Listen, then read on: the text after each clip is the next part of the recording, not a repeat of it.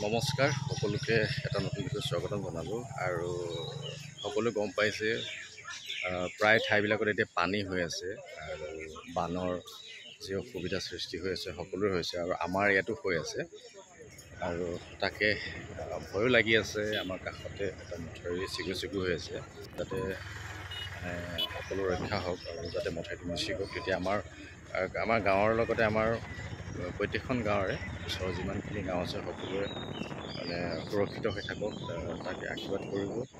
আৰু মোৰ লগত বন্ধু আছে, মৃণাল আছে। মৃণালে কিছু কথা ক'ব এই বিষয়ত। নমস্কাৰ। এই ভয়াৱহ দৃশ্যটো দেখি মোৰ এটা কথালৈ মনলৈ আহিছে।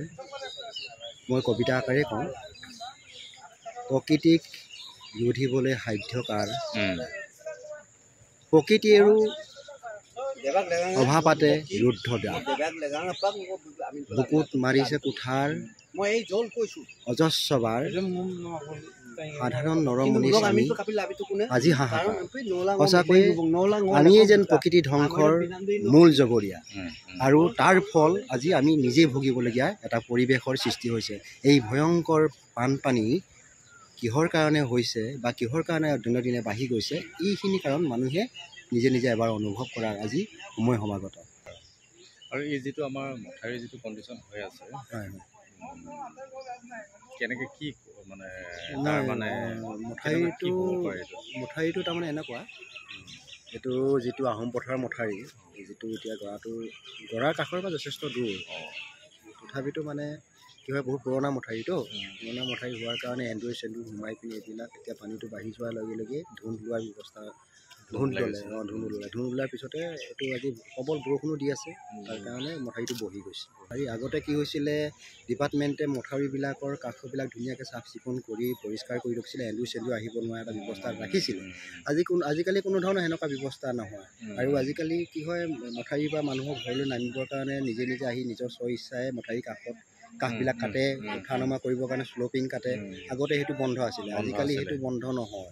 আৰু কথা হ'ল কি, এই মথাউৰিটো এতিয়া যিটো কণ্ডিশ্যন হৈছে, সেইটো বিশেষ মই চিন্তাৰ কাৰণ আছে বুলি ভবা নাই, যিহেতুকে নিজে চাইছোঁ নদীখনৰ পৰা যথেষ্ট দূৰত আছে।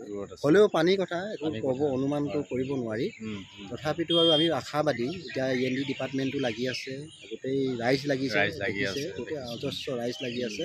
এই ৰাইজবিলাকে সেইদিনাখনি মই নিজেও ৰাতি 2টা বজালৈকে কষ্ট কৰিছোঁ, এইবিলাক চিমেণ্টৰ বস্তাত দি ধুন্দবিলাক দি দিয়াৰ পিছতে ধুন্দটোৰ পৰা মাটিটো ওলাই গৈ কিনে অলপ বহি গৈছে। এইখিনি ৰৈ যাব বুলি মই ভাবিছোঁ।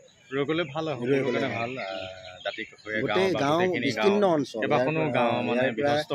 আপোনাৰ আহোম পথাৰৰ পৰা আদি কৰি হিলৈটিঙৰ পৰা আদি কৰি বেতনি বাম, গোহাঁই পুখুৰী, নাও পৰা, ৰূপহী বাম, বগুৱাবাৰীৰ পৰা আদি কৰি এনেকৈ অসংখ্য গাঁও আমাৰ ইয়াতে প্লাবিত হ'ব। এতিয়া যথেষ্ট মানুহৰ ধন জনোৱা অসুবিধা হ'ব মানুহৰ আৰু আপোনালোকে আশীৰ্বাদ কৰিব যাতে আমাৰ মথাউৰিটো ভালে থাকক, মানে নাভাগক। আৰু সেইটোৱে আমি ৰাইজৰ আশীৰ্বাদ লাগিব। বাকীটো চবেই সহযোগ কৰি আছে, সহায় সহযোগ কৰি আছে। বাকী আৰু ভগৱানৰ ওপৰত সেয়াই আৰু বিশেষ একো নাই। যি কণ্ডিশ্যন আপোনালোকে দেখা পাইছে, গতিকে আশা কৰোঁ সকলো ভালে থাকক, কুশলে থাকক, আমি তাকে কামনা কৰিছোঁ আৰু সুৰক্ষিত। কি গাঁও বা নগৰ বা চহৰ, কেৱল চাৰিওফালে পানী আৰু পানী, বানপানী। কাৰোবাৰ ঘৰ আৰু মাটি নাইকিয়া হৈ গুচি গৈছে, কাৰোবাৰ আপোনজন হেৰাই গুচি গৈছে, নাইকিয়া হৈ গুচি গৈছে। ঘৰ বাৰী এৰি মথাউৰিত থাকিবলগীয়া হৈছে, এমুঠি ভাতৰ কাৰণে কান্দিবলগীয়া হৈছে।